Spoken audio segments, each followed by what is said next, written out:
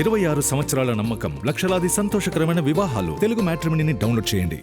Neat paper leak పై parliament ఉభయ సభల్లో విపక్ష ఎంపీల ఆందోళన కొనసాగుతోంది. రాజ్యసభలో ఈ వ్యవహారంపై చర్చకు సిద్ధమని ప్రకటించారు కేంద్ర మంత్రి నడ్డా. 267 రూల్ కింద చర్చకు సిద్ధమని చెప్పారు. తమ ప్రభుత్వం పారదర్శకంగా పనిచేస్తోందన్నారు. విపక్షాల తీరు ప్రజాస్వామ్య స్ఫూర్తికి విరుద్ధంగా ఉందన్నారు. అయితే ముందు కేంద్ర విద్యాశాఖ మంత్రి ధర్మేంద్ర ప్రధాన్ రాజీనామా చేయాలని రాజ్యసభలో విపక్ష నేత ఖర్గే డిమాండ్ చేశారు. ధర్మేంద్ర ప్రధాన్ రాజీనామా తరువాతే చర్చను ప్రారంభించాలంటున్నారు. అప్పటి వరకు చర్చించే ప్రసక్తే లేదు అన్నారు. విపక్షాల ఆందోళనతో లోక్సభ వాయిదా పడింది. లోక్సభ నుంచి టీఎంసీ ఎంపీ కళ్యాణ్ బెనర్జీని ప్యానెల్ స్పీకర్ కృష్ణప్రసాద్ సస్పెండ్ చేశారు. అనుచిత వ్యాఖ్యలు చేశారని ఆయనపై సస్పెన్షన్ వేటు వేశారు. వర్షాకాల సమావేశాలు ముగిసే వరకు కళ్యాణ్ బెనర్జీని సస్పెండ్ చేశారు. మరోవైపు ఢిల్లీ హైకోర్టులో సీజేపీ పిటిషన్ పై విచారణ జరిగింది. పోలీసుల లాఠీ చార్జ్ పై పిటిషన్ దాఖలు చేశారు. కేంద్రానికి ఢిల్లీ పోలీసులకు హైకోర్టు నోటీసులు జారీ చేసింది. 4 వారాల్లో వివరణ ఇవ్వాలని ఆదేశించింది. సీజేపీ నిరసనల సీసీటీవీ ఫుటేజ్ ని భద్రపరచాలని ఆదేశాలు జారీ చేసింది. అయితే కేవలం పబ్లిసిటీ కోసమే ఈ పిటిషన్ దాఖలు చేశారని కేంద్రం తరపున అదనపు సొలిసిటర్ జనరల్ వాదనలు వినిపించారు. ఈ కేసు విచారణను సెప్టెంబర్ 11వ తేదీకి హైకోర్టు వాయిదా వేసింది. నీట్ పేపర్ లీక్ పై దీక్ష చేస్తున్న సోనం వాంగ్చుక్ తన ఆందోళన విరమించాలంటూ విపక్ష ఎంపీలు లేఖ రాశారు. 50 మంది ఎంపీలు ఈ లేఖపై సంతకాలు చేశారు. మేదాంతా హాస్పిటల్లో ఉన్న వాంగ్చుక్ ని విపక్ష ఎంపీలు పరామర్శించారు. మా బ్యూరో చీఫ్ గోపీకృష్ణ మనకి లైవ్ లో జాయిన్ అవుతున్నారు మరింత సమాచారంతో. గోపి, మాన్సూన్ సెషన్ స్టార్ట్ అయిన దగ్గర నుంచి పార్లమెంట్ సజావుగా సాగిందే లేదు.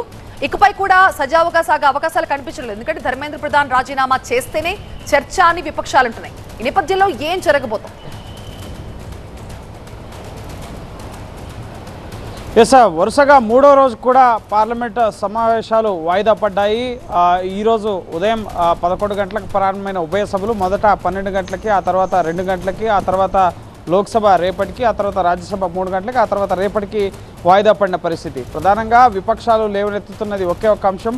నీట్ పేపర్ లీకుల పైన నైతిక బాధ్యత వహిస్తూ ధర్మేంద్ర ప్రధాన్ రాజీనామా చేయాలి. అలాగే విద్యార్థులపై జూలై 20వ తేదీ జరిగిన లాఠీ చార్జ్కి సంబంధించి బాధ్యతల్ని ముఖ్యంగా శిక్షించాలి. అలాగే దేశ ప్రధాని విద్యార్థులకు క్షమాపణ చెప్పాలి. సో ఈ అంశాల డిమాండ్గా ఉభయ సభల్లో కూడా విపక్ష ఎంపీల ఆందోళన కొనసాగింది. ఈరోజు నల్ల దుస్తులు ధరించి ఎంపీలంతా కూడా పార్లమెంట్కి వచ్చి పార్లమెంట్ ఆవరణలో నిరసన వ్యక్తం చేయడం జరిగింది. ఆ తర్వాత ముఖ్యంగా సభలో చర్చకు పట్టుబట్టారు. కానీ దానికి ప్రభుత్వం పక్క సిద్ధమంటూనే దానికి విపక్షాలు ఒక కండిషన్ పెట్టారు. ముఖ్యంగా రూల్ 267 ప్రకారం రాజ్యసభలో ఈ చర్చ జరగాలంటే, పారదర్శకంగా జరగాలంటే మొదట విద్యాశాఖ మంత్రి ధర్మేంద్ర ప్రధాన్ రాజీనామా చేసిన తర్వాతనే చర్చకు మేము అంగీకరిస్తామంటూ ఖర్గే ఖరాఖండిగా చెప్పడం జరిగింది. ఈ నేపథ్యంలో ఇటు ప్రతిపక్షం విపక్షం అప్రజాస్వామికంగా వ్యవహరిస్తుంది.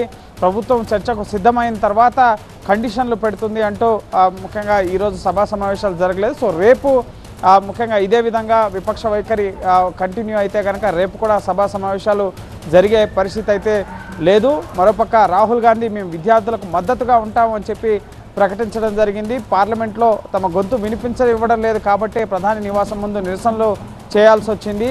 దేశ విద్యా వ్యవస్థకు సంబంధించి 1.4 లక్షల కోట్ల బడ్జెట్ కేంద్రం కేటాయిస్తుంటే కుటుంబాలు ప్రధానంగా విద్యా వ్యవస్థ పూర్తిగా విచ్ఛిన్నమైపోయింది. దేశంలో దేశ యువతకు భవిష్యత్తు లేకుండా అయిపోయింది. మధ్యతరగతి కుటుంబాలు 1.32 లక్షల కోట్లు ఒక సంవత్సరానికి విద్యార్థుల భవిష్యత్తు మీద ఖర్చు చేయాల్సి వస్తుంది. సో చాలా ఎక్స్పెన్సివ్ అయిపోయింది. ఈ దేశ విద్యా విధానం ఒక ప్రధాన సమస్య దేశంలో విద్య అనేది. సో ఖచ్చితంగా దీనిపైన చర్చ జరగాలి అని చెప్పి రాహుల్ గాంధీ డిమాండ్ చేస్తున్నారు.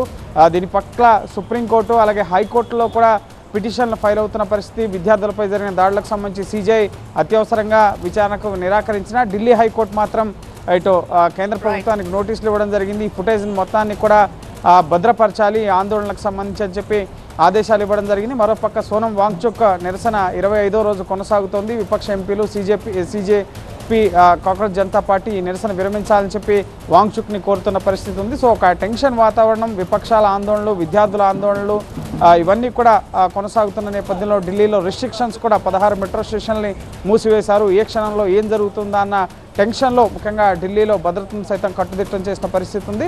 సో చూడాలి మరి రేపైనా ఈ విద్యార్థుల సమస్యకు ధర్మేంద్ర ప్రధాన్ రాజీనామా, నీట్ విద్యా వ్యవస్థకు సంబంధించిన అంశాలపై పార్లమెంట్లో చర్చ జరుగుతుందా లేదా ప్రభుత్వం ఏం చేయబోతుందా అనే దానికి సంబంధించి మనం వేచి చూడాలి.